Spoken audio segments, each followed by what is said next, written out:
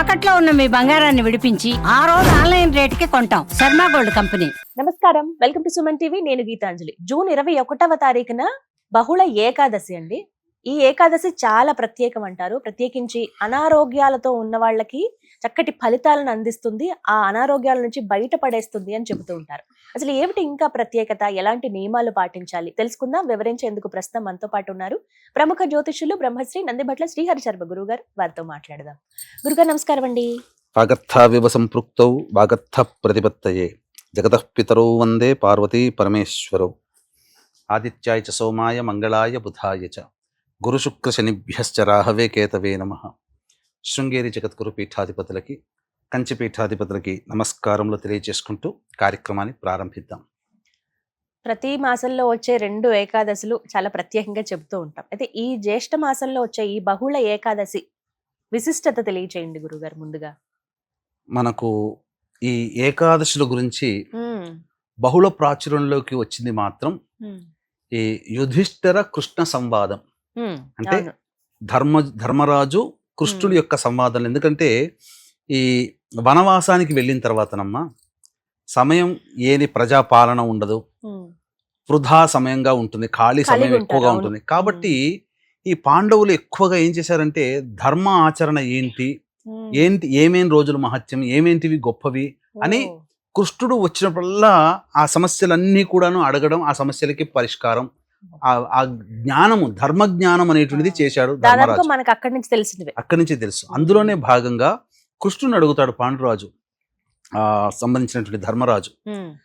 ఏంటంటే ఈ అనేక ఏకాదశులు ఉన్నాయి కృష్ణ, కాబట్టి ఆరోగ్యవంతులుగా ఉండాలి అంటే ఏ ఏకాదశి రోజున పూజించాలి అని చెప్పి అడుగుతాడు.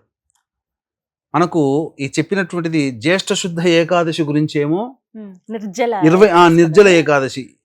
ఏ ఏకాదశి చేయకపోయినా అన్ని ఏకాదశులు చేసినటువంటి పుణ్య ఫలితం ఏ ఏకాదశి రోజున చేస్తే వస్తుందని అడిగాడు. మరి వెంబడే ఏ ఏకాదశి యొక్క వ్రతాన్ని ఆచరిస్తే అనారోగ్య సమస్యలు రూపుమాపబడతాయనంటే అప్పుడు చెబుతాడు కృష్ణుడు, జ్యేష్ఠ బహుళ ఏకాదశి యోగిన్యేకాదశి అని అంటారు. ఆ ఏకాదశిని ఆచరించమని చెప్పారు. ఇది సాక్షాత్తు మనకు శివపురాణంలో కూడా కనబడుతుంది. అంటే అలకాపురికి రాజు కుబేరుడు, అందరికీ తెలిసిందే, ధనానికి అధిపతి కుబేరుడు. ఈ కుబేరుడికి ఉన్నటువంటి గొప్ప నియమం అంటే ప్రతిరోజు కూడాను బ్రహ్మకమల పుష్పాలతో ఈశ్వరుని అర్చిస్తాడు. ఈ బ్రహ్మకమల పుష్పాలు తీసుకురావడానికి ఒక పరిచారకుడు, సేవకుడిని పెట్టుకున్నాడు కుబేరుడు. హేమామి అనేటువంటి సేవకుడు. అతని పని ఏంటనంటే ఉదయాన్నే సూర్యోదయం కంటే ముందే లేచి మానస సరోవరం వెళ్ళి అక్కడ ఉన్నటువంటి బ్రహ్మకమలాలన్నీ తీసుకొని శివుడి పూజ కోసం కుబేరుడికి ఇవ్వడం. కుబేరుడు పూజ చేసేవాడు. ఇలా నిర్విఘ్నంగా కొనసాగుతుంది. ఒక రోజు ఆ పూలు అనేటువంటి రాలేదు. రాకపోయేసరికి కుబేరుడు ఏం చేస్తాడు, ఇక భటులను పిలిపించి ఈ రోజు రాలేదు, ఎక్కడ పోయాడు హేమామి, పట్టుకరా, అతని వాళ్ళ ఇంటికి వెళ్ళి విచారించండి అనేది. ఇంటికి పోయేసరికి ఆ హేమామి అంటే హేమామికి విశాక్షి అనేటువంటి ఒక అందమైన భార్య ఉంది. సో ఏ రోజైతే రాలేదో ఆ భార్యతో శృంగారం చేస్తూ ఉన్నాడు. ఈ విషయం కుబేరుడికి తెలిపారు. అప్పుడు ఆగ్రహించి నీవు భూలోకంలో కుష్ఠరోగి వైపోయి నివసించుగాక అని చెప్పి శాపం ఇస్తాడు. భార్య వియోగం అయిపోవుగాక, కుష్ఠరోగం రావుగాక అని చెప్పి శపిచ్చేస్తాడు. అన్న తర్వాత ఆ శాపం వశాత్తు భార్యతో వియోగం, దాంపత్య దోషం కలుగుతుంది. అలాగే ఈ భూలోకంలో ఆ కుష్ఠరోగంతో పరితపిస్తూ ఉన్నప్పుడు తన యొక్క రోగాన్ని పూర్తిగా మాపేటువంటి శక్తి ఏ దీనికి ఉందని చెప్పి అనేక మందిని అడుగుతుంటే మార్కండేయ ఆశ్రమానికి వెళతారు. ఈ మార్కండేయ ఆశ్రమానికి వెళ్ళినప్పుడు మార్కండేయ మహర్షితో చెబితే అప్పుడు ఆయనంతా కూడా గమనించి, నాయన జ్యేష్ఠ మాసంలో బహుళ ఏకాదశి అనేటువంటిది వస్తుంది, ఆ విధంగా ఆ రోజున ఏకాదశి వ్రతాన్ని ఆచరించు, నీకున్నటువంటి సమస్య తీరుతుంది అని చెప్తాడు. ఎంతో భక్తి ప్రపత్తులతో విష్ణు యందు చిత్తము కలవాడై ఆ హేమామి అనేటువంటి వ్యక్తి మార్కండేయ మహర్షి చెప్పినటువంటి ప్రకారముగా ఏకాదశి అనగా జ్యేష్ఠ బహుళ ఏకాదశి వ్రతాన్ని తూచా తప్పకుండా ఆచరించినటువంటి కారణం చేత అతనికి సంపూర్ణమైనటువంటి దేహారోగ్యం కలిగింది. మళ్ళీ ఆ విష్ణు యొక్క అనుగ్రహంతో కుబేరుని ద్వారా మళ్ళీ అక్కడ సేవ చేయడం, మరియు భార్యని పొందడం అన్నీ జరిగిపోయాయి. జరిగిపోయాయి. అంటే ఈ యొక్క ఏకాదశి వ్రతాన్ని ఆచరించడం వల్ల కలిగేటువంటి ఉపయోగాలు ఏమిటంటే, అనారోగ్య సమస్యలతో వీక్షించేటువంటి సుమన్ టీవీ ప్రేక్షకులు కూడా గమనించాలి. అనారోగ్య సమస్యలతో ఎవరైతే బాధపడుతుంటారో, కుష్టు వ్యాధి అని అన్నప్పుడు దీర్ఘకాలికమైన వ్యాధి అని చెప్పవచ్చు. కాబట్టి దీన్ని ప్రామాణికంగా చేసుకుని అదొక్కటే కాకుండా దీర్ఘకాలికంగా బాధించేటువంటి షుగర్, బీపీ, థైరాయిడ్, తర్వాత liver problem, kidney problem, cancer problem, అలాగే నర సంబంధమైనటువంటివి, ఇలా అనేక రకాలైనటువంటి వాటితో ఉన్నటువంటి వాడికి ఏకాదశి వ్రతాన్ని గనక ఎవరైతే ఆచరిస్తారో వారికి ఆ విష్ణు యొక్క అనుగ్రహం వలన ఆ అనారోగ్య సమస్య రూపుమాపబడుతుంది, పూర్తి ఆరోగ్యవంతులవుతారు. మరియు విశేషం ఏంటంటే, దాంపత్య దోషాలతో బాధపడుతున్నటువంటి వాళ్ళకి దాంపత్యము మళ్ళీ సిద్ధిస్తుంది. ఇక్కడ ఈ యొక్క వృత్తాంతంలో అనారోగ్య సమస్యల నుంచి బయటపడ్డాడు, భార్యను కోల్పోయిన వాడు మళ్ళీ భార్యను పొందాడు. ఇంకొక విశేషం కూడా తెలియజేస్తానమ్మా. అద్భుతం ఈ యొక్క ఏకాదశికి వచ్చినటువంటిది మహాద్భుతమైనటువంటి ఒక గొప్ప విషయం ఉంది. వీక్షించేటువంటి ప్రేక్షకులు కూడా గమనించాల్సిన అంశం ఏంటంటే, ఈ యొక్క మహత్తరమైనటువంటి యోగిని ఏకాదశి రోజున పుణ్యదినాన్ని పురస్కరించుకొని మీ జాతకరీత్యా కలుగు విద్య, వివాహ, ఉద్యోగ, దాంపత్య, అనారోగ్య సమస్యల నివారణకి, అలాగే మేష, మిథున, కర్కాటక, సింహ, కన్య, వృశ్చిక, ధనస్సు, కుంభ, మీన రాశుల్లో జన్మించినటువంటి వారికి శనిదోష పరిహారార్థమై సర్వదోష నివారణ పూజలు, హోమాలు అనేటువంటివి మీ గోత్ర నామాదులతో జరిపించి శక్తిపాతము చేయబడినటువంటి శంకరంగలి మాలని ఇవ్వడం జరుగుతుంది. అవకాశం ఉన్న వాళ్ళు ఈ కార్యక్రమం తదనంతరం కాంటాక్ట్ చేసి పూర్తి వివరాలు తెలుసుకోవచ్చు. సాయంకాలం 5 గంటలకి ఈ యొక్క కార్యక్రమం ప్రారంభమవుతుంది, గమనించగలరు.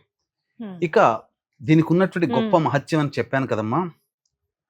ఈ యొక్క ఏకాదశికి ప్రధానంగా చెప్పబడింది అనారోగ్యం నుంచి బయటపడేటువంటి ఏకాదశి అని చెప్పి.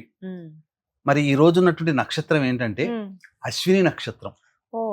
దేవ వైద్యులు, ప్రతి మనిషికి మనకు ఒక ఫ్యామిలీ డాక్టర్ ఉన్నట్టుగానే దేవతలకి వైద్యుడు ఎవరయ్యానంటే అశ్విని దేవతలు. ఆ అశ్విని దేవతలే అధిపతిగా ఆ రోజు ఉన్నటువంటి నక్షత్రం, పైగా శనివారం అయింది. శనివారం అంటే నవగ్రహాల్లో ఆయుఃకారకుడు, శనివారం కలిసి వచ్చింది. ఆ రోజు యోగిని ఏకాదశి అయింది, ఆ రోజు అశ్విని నక్షత్రం ఉంది. ఇంతకన్నా ఇంకేం కావాలమ్మా? 3 రకాలుగా కలిసి వచ్చినటువంటి సంపూర్ణమైనటువంటి మహత్తరమైన రోజున వీక్షించేటువంటి ప్రేక్షకులు ఎవ్వరు కూడా ఇటువంటి అవకాశాన్ని వదలకండి. పూర్తిగా నియమాలు ఎలా ఉంటాయి? నియమాలు, భోజనం చేయాల్సినటువంటి అవసరం, భోజనం చేయకూడదమ్మా. అలా అని చెప్పి కటిక ఉపవాసము కూడా ఉండకూడదు. ఎందుకంటే ఇప్పుడు దీర్ఘకాలికంగా అనారోగ్యాలు ఉన్నవాళ్ళు పాలు, పండ్లు తీసుకోవచ్చమ్మా. పాలు, పండ్లు తీసుకోవచ్చు. సదా విష్ణు నామ స్మరణ చేస్తూ ఉండాలి. నారాయణాయ నారాయణాయ నారాయణాయ అనుకుంటూ ఉండాలి. మామూలుగా ఆరోగ్యంగా ఉన్న వాళ్ళైతే అనారోగ్యంగా ఉన్నటువంటి వాళ్ళకి చక్కగా ఆరోగ్యం చెందాలనే ఉద్దేశంతో ఎవరైనా ఆచరించవచ్చు. వాళ్ళ తరపు పొద్దునే లేచి కాలకృత్యాదులన్నీ తీర్చుకొని చక్కగా ఇంట్లో ఆవునేతితో దీపారాధన చేసి తులసి చెట్టు దగ్గర కూర్చొని విష్ణు సహస్రనామ పారాయణం చేసి ఆ రోజున విష్ణు దేవాలయానికి వెళ్ళి సందర్శనం చేసుకొని ఆ రోజంతా కూడా విష్ణునామ స్మరణ చేసుకుంటూ మళ్ళీ ప్రదోషకాల సమయంలో మళ్ళీ దీపారాధన చేసి మళ్ళీ విష్ణు సహస్రనామ పారాయణం ఆ రోజంతా ఉండి తెల్లవారి ద్వాదశి తిథి వస్తుంది. ఆదివారం అయింది ఆ రోజున. ఆ ద్వాదశి తిథి రోజున చక్కగా ఆ రోజున మళ్ళీ విష్ణు సహస్రనామ పారాయణం తులసి చెట్టు దగ్గర చేసి అప్పుడు ఎవరైనా అతిథి అభ్యాగతులకు ఎవరికైనా అన్నదానం చేసి, లేదా బ్రాహ్మణుడికైనా ఇంకెవరికైనా కానీ అన్నదానం చేసి అప్పుడు కుటుంబ సభ్యులు కనుక భుజించి ఉన్నట్టయితే ఆ ఏకాదశి వ్రతాన్ని ఆచరించిన ఫలితం కారణం చేత తప్పకుండా అనారోగ్యం నుంచి బయటపడతారు. అంటే ఇదేదో సినిమాల్లో ఇలా చెప్పి ఇలా చేయబెట్టి ఇలా అన్నట్టు కాదు. ఏం జరుగుతుందంటే ఒక మంచి వైద్యుడు మనకు లభిస్తాడు మన అనారోగ్య సమస్య నుంచి బయటపడడానికి, లేదా ఒక మంచి మందు మనకు లభిస్తుంది. ఇలా ఏదైనా ఒక మంచి హాస్పిటల్కి వెళతాం, తద్వారా మనకున్నటువంటి అనారోగ్యం తగ్గిపోతుందని చెప్పవచ్చు. చక్కటి పరిహారం ఇది చేసుకోవడం కూడా, అంటే ఉపవాసమే దీనికి ప్రధానం. చక్కగా వివరించారు గురుగారు, ధన్యవాదాలు. సర్వం శ్రీ ఉమామహేశ్వర పరబ్రహ్మార్పణమస్తు.